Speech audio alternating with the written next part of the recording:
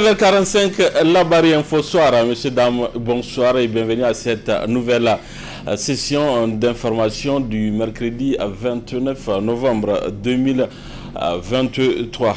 La rédaction de la Barry se propose de faire un diagnostic du gouvernement de la transition afin d'amener ses membres à donner le meilleur d'eux-mêmes pour le bonheur du peuple nigérien. Le premier numéro s'intéresse à un ministère stratégique, à savoir celui en charge de la diplomatie. Le commentaire est signé Ismaël Moumouni. Le chef de la diplomatie nigérienne est en hibernation. Bakary Yao Sangaré demeure insensible face aux multiples agressions verbales proliférées à l'encontre du pays par les autorités françaises et certains valets acquis à leur cause depuis l'avènement du coup d'État survenu le 26 juillet dernier. Les autorités françaises, dont Emmanuel Macron, Catherine Colonna et encore Elisabeth Borne, n'ont pas été du tout tendres avec le Niger. L'Union européenne et même le syndicat des chefs d'État de la CEDEAO et la commission de l'UEMOA, avec sa monnaie de servitude, sont rentrés dans la danse à travers de multiples sanctions. Quelle était la réaction du ministre des Affaires étrangères de manière verbale? À chaque fois que le Niger est attaqué par la France et ses valets, c'est toujours la société civile et la presse qui répond. Comme si le ministre est là seulement pour un complément d'effectifs dans le gouvernement. Monsieur le ministre des Affaires étrangères, on ne remet pas en cause votre capacité intellectuelle, mais plutôt votre silence et surtout votre inactivisme à défendre le Niger quand le pays est traîné dans la boue par certains Occidentaux et même des Africains, dont la dernière liste demeure le ministre des Affaires étrangères du Nigeria. Monsieur le ministre, rappelez-vous de l'accueil triomphal qui vous a été réservé par le peuple nigérien le vendredi 29 septembre dernier, et même les jeunes ont veillé, marché à pied jusqu'à l'aéroport international du Rahmani pour vous apporter leur soutien. Mais en retour, rien à leur égard, car vous ne défendez pas leur honneur contre ceux qui les agressent de manière verbale, leur patrie ou leur autorité. Monsieur Bakary Yao Sangaré, permettez-moi de vous faire quelques rappels des missions d'un ministre des Affaires étrangères. C'est de représenter, défendre et promouvoir les intérêts de son pays et de ses ressortissants dans tous les domaines, auprès des pays étrangers et dans les organisations internationales. Prenez l'exemple sur vos homologues du Burkina Faso et du Mali, qui demeurent aujourd'hui une fierté, non seulement pour leur peuple, mais également pour l'ensemble des panafricanistes, car ils réagissent dès que le nom de leur pays ou leur autorité est traîné dans la boue. Monsieur le ministre des Affaires étrangères, si vous allez continuer cette hibernation et ne pas défendre l'honneur du Niger et de son peuple, vaut mieux rendre le tablier, car en ce moment, le Niger n'a pas besoin des ministres froussards, mais plutôt des ministres engagés et déterminés pour défendre la cause. Les Nigériens méritent qu'on les respecte à la face du monde et ne sauraient accepter que leur nom soit terni sans avoir une réponse proportionnelle à cette agression. L'État du Niger a récemment abrogé la loi 2015-036 portant sur le trafic illicite des migrants. Quels sont les tenants et aboutissants de cette loi que d'aucuns pensent pouvoir remodeler le paysage de la législation migrante? Le reportage est signé Sekinotou Sadou et Boubacar Souley. La loi 2015-036 criminalisant le transport des migrants a été abolie par l'État du Niger à travers le Conseil national pour la sauvegarde de la patrie, CNSP. Cette abrogation n'a pas laissé indifférents les acteurs de la société civile évoluant dans le domaine migratoire. Les autorités nigériennes ont annoncé l'abrogation de la loi 2015-36, qui est une loi relative au trafic illicite des migrants. Nous considérons que c'est une bonne chose d'abroger cette loi et que ce soit le fondement d'une nouvelle réflexion pour asseoir un mécanisme de gouvernance migratoire qui va respecter les droits humains, qui va respecter la liberté de circulation consacrée par les textes de la CEDEAO et qui ne va pas privilégier des intérêts autres que ceux du Niger. Il y a une profonde réflexion à mener sur le contexte migratoire du Niger pour adopter des textes qui soient adaptés au contexte du pays et aux intérêts du Niger. De la décision prise par la junte qui a pris le pouvoir le 26 juillet dernier d'abroger la loi 2015-36 sur le trafic illicite de migrants, que nous avons toujours considéré comme une loi anti-migration, en raison des dispositions liberticides qu'elle contient, criminalise la migration. Donc de ce point de vue, disons que c'est une bonne nouvelle pour moi, en tant que militant d'alternative, en tant que défenseur des droits humains, et je pense que ce sentiment est valable pour beaucoup d'autres. Nous ne sommes pas les seuls acteurs civiques qui ont travaillé pour s'opposer à cette loi. Ces acteurs de la société civile demeurent optimistes quant à l'application de cette décision des autorités. Nous croyons sur la bonne volonté des autorités de mettre fin à toutes les tracasseries que la loi 2015-36 a provoquées.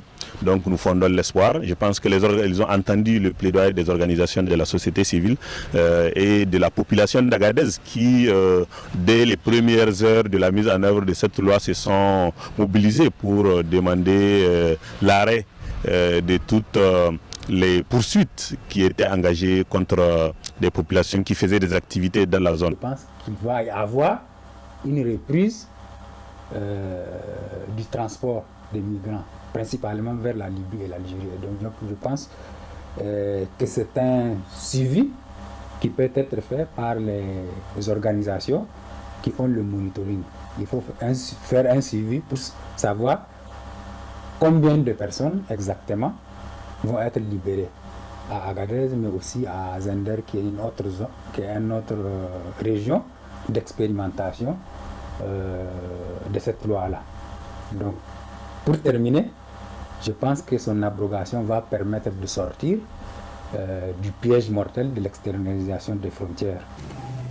À travers cette décision des autorités nigériennes, ils ne font que obéir à un droit international qui reconnaît à chacun le droit de quitter tout pays, y compris le sien, et n'admet sa restriction que dans les circonstances exceptionnelles. Prévu pour se tenir ce matin, après maintes reports, le délibéré du procès du général Salou Suleiman est encore une fois renvoyé au 13 décembre prochain. Une décision qui surprend la défense du général Maître Amani Mega Salim, que je vous propose de suivre. À la grande surprise de tout le monde, y compris moi qui suis son conseil, le délibéré a été prorogé, c'est-à-dire que le juge n'a pas donné le verdict, le juge n'a pas décidé encore. Alors même que depuis la semaine dernière, le délibéré devait être vidé, c'est-à-dire le juge devait donner son résultat, sa réponse, il ne l'a pas fait. Nous l'avons espéré aujourd'hui.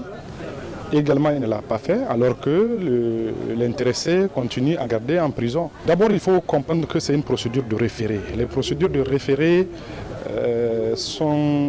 exigent de la célérité, aussi bien dans la procédure que dans le traitement du dossier et en même temps dans la délibération. Malgré que nous sommes dans une procédure de référé, le délibéré du moins a été prorogé au moins 2 fois. Ce qui, quand même, dans une procédure de référé, même si ce n'est pas interdit par la loi, peut être lu comme contraire à l'urgence attachée à ce genre de principe, à ce genre de procédure. Un appel à tous ceux qui peuvent entendre cet appel-là, de savoir que les questions de liberté sont extrêmement importantes, parce que c'est ce qui est de plus cher pour nous tous. Donc la justice constitue le dernier rempart. Elle-même doit pouvoir s'auto-soigner, s'il faut le dire, pour que les dossiers connaissent un traitement judiciaire de la plus grande célérité. Autant de fois qu'il s'agit de la liberté de quelqu'un, comme c'est le cas en l'espèce. Dans ce mois de novembre, période où le froid est attendu, il est étonnant qu'on enregistre de pluie dans certaines régions du pays. Quelle explication peut-on faire de cet état de fait? Élément de réponse dans ce reportage signé Amde Sakou et Boubacar Soule. Les semaines passées ont été caractérisées par une pluviométrie dans certaines localités du pays, alors même que la saison froide s'installe progressivement. Une situation inattendue qui étonne les populations, qui se demandent qu'est-ce qui peut bien justifier cela. C'est vraiment un phénomène extra-tropical qui nous a touchés et qui a fait en sorte que le fit est remonté plus au nord sur le pays et qui a donné des conditions favorables à cette pluie. Donc rassurez-vous, ce n'est pas la saison des pluies qui revient, c'est juste une perturbation atmosphérique et c'est passé, tout est rentré dans l'ordre. On est actuellement sous l'influence de l'harmattan. Donc qui dit harmattan dit les vents secs qui soufflent et qui entraînent, lorsqu'ils sont forts, un renforcement des vents et qui crée ensuite un soulèvement de poussière. Après ce passage des pluies, il est attendu dans les jours à venir de la poussière qui s'abattra sur les villes et dont l'adoption d'un certain nombre de comportements s'avère important. Pour les 7 jours à venir, c'est vraiment de la poussière qui est prévue, surtout au nord du pays, vers Bilma et sur le Manga, donc la région de Difa. Nous savons que la poussière est vecteur de plusieurs maladies, surtout les maladies respiratoires.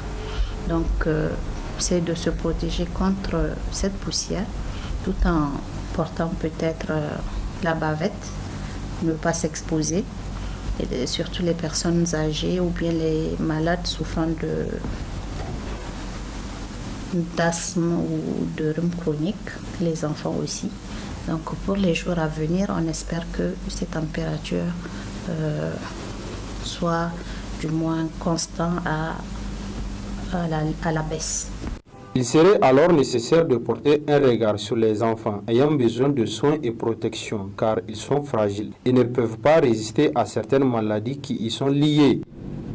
Voilà, place à présent au rendez-vous hebdomadaire de la chronique juridique dont le numéro d'aujourd'hui traite du bail à l'usage professionnel. Un sujet abordé par Maître Suleiman Seydou, avocat à la Cour. Très bonne réception.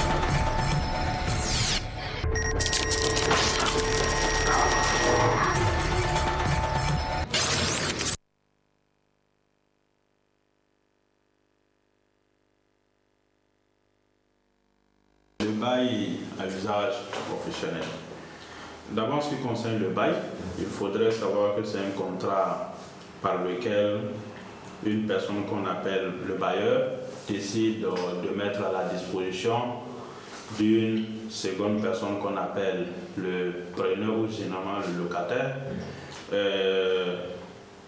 un immeuble, un bâtiment, moyennant le paiement d'un prix qu'on appelle loyer fixé d'un commun accord entre les parties.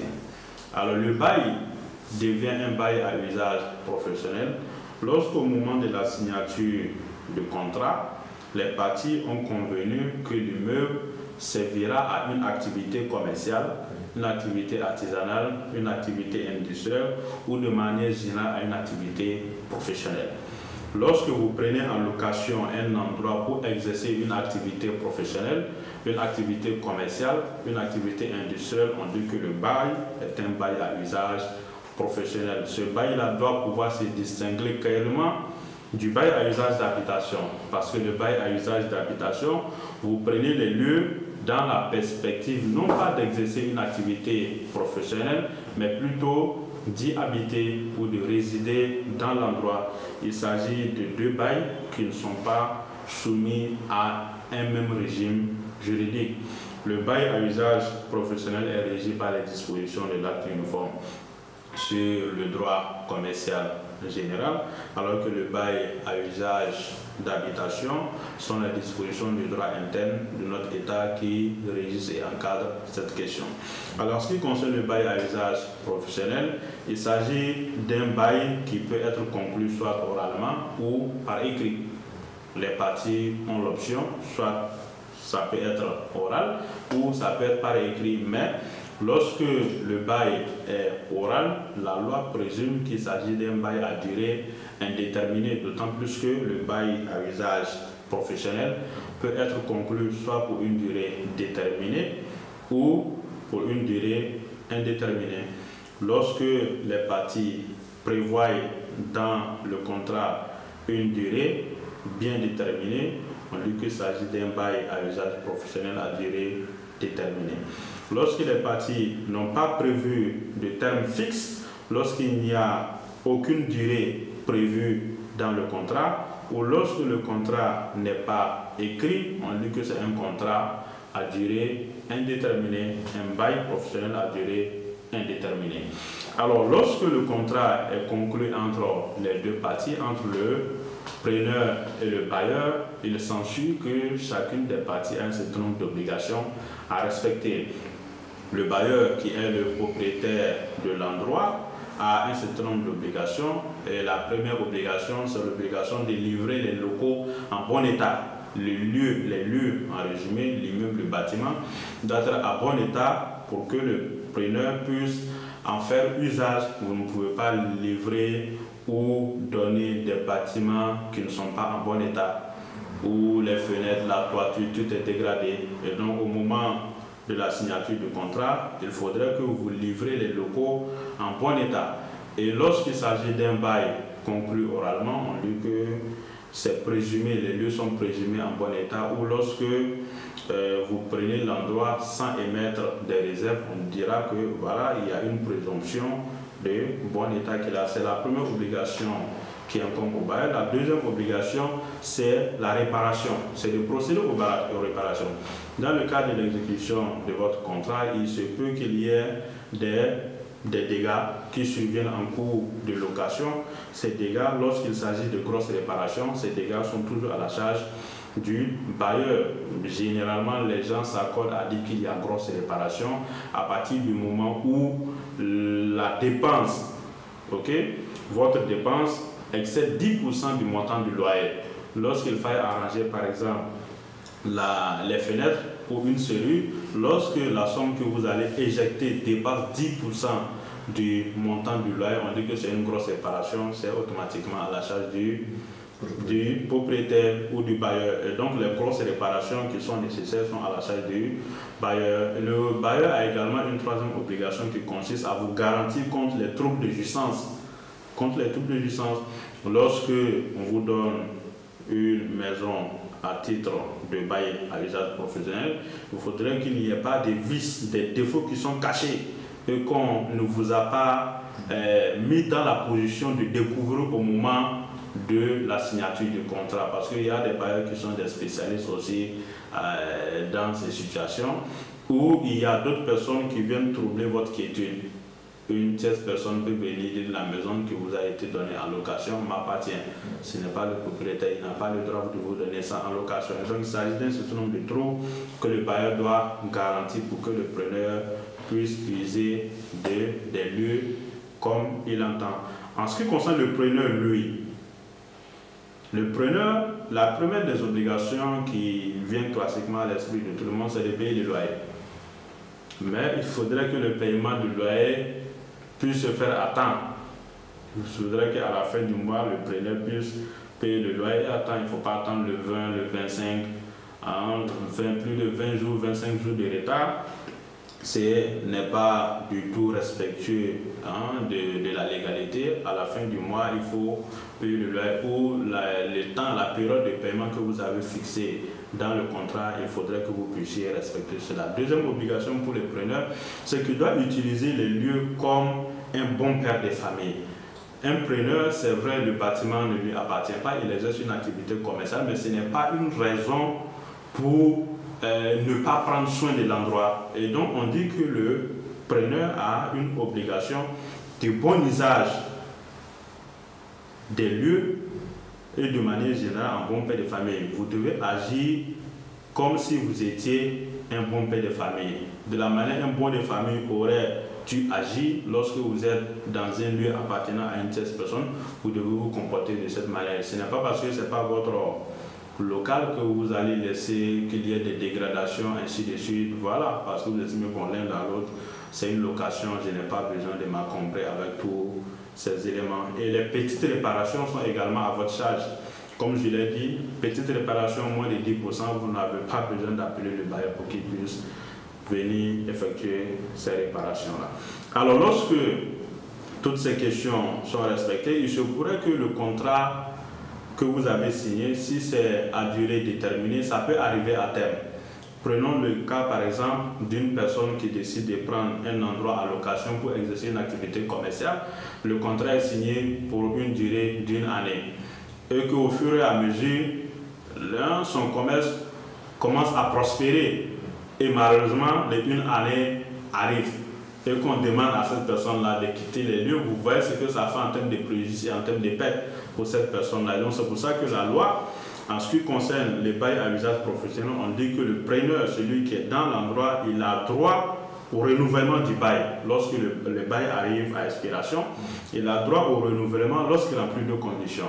La première condition, il faudrait qu'il ait exploité les lieux pendant au moins 2 ans et conformément aux stipulations du contrat. Lorsque vous prenez un endroit en location, vous dites que vous voulez exercer par exemple une activité commerciale qui consiste à vendre des bassins, on vous donne les lieux, et que par après on constate que vous avez transformé ça en débit de boisson, ce n'est pas conforme à la stipulation du contrat. Et quand ces situations se posent, à la fin du contrat, il peut y avoir bien entendu une situation de refus de renouvellement de la part du propriétaire de l'endroit. Et donc, il faudrait qu'il y ait une exploitation des lieux pendant 2 mois et conformément à la stipulation du bail. Et si vous voulez bénéficier du renouvellement, vous devez suivre une procédure. Si vous signez un contrat de bail à usage professionnel pour une durée de 2 ans et que les 2 ans sont presque à terme, vous devez faire une demande de renouvellement de votre bail 3 mois avant l'expiration du délai de bail, que vous devez envoyer au preneur à travers un acte d'huissier ou tout autre acte qui permet de laisser une trace écrite. Il faudrait faire la demande de renouvellement 3 mois avant l'expiration du bail. Si vous ne le faites pas, vous êtes déchu. C'est votre propre faute. Vous n'avez pas fait la demande de renouvellement 3 mois avant. Vous êtes obligé de libérer les lieux. C'est pour cette raison qu'il faudrait que la personne fasse diligence lorsque tu as un contrat de bail professionnel à durée déterminée, 3 mois à l'avance ou peut-être 4 mois à l'avance, tu écris au propriétaire pour dire que nous avons signé un contrat pour telle durée et que j'aimerais qu'on me renouvelle le contrat.